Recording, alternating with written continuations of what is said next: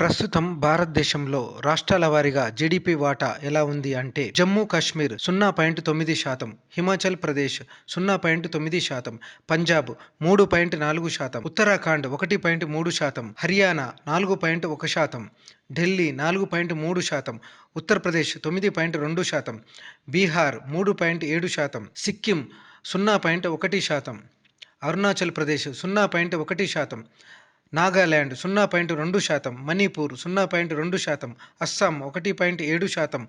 Meghalaya 0.2%, Tripura 0.3%, Mizoram 0.1%, west Bengal 7.5%, Jharkhand 1.8%, Odisha 2.9%, Chhattisgarh 2%, Madhya Pradesh 4.6%, Telangana 4.2%, Maharashtra 15.7%, Gujarat 8.2%, Rajasthan 5.5%, Goa 0.5%, Karnataka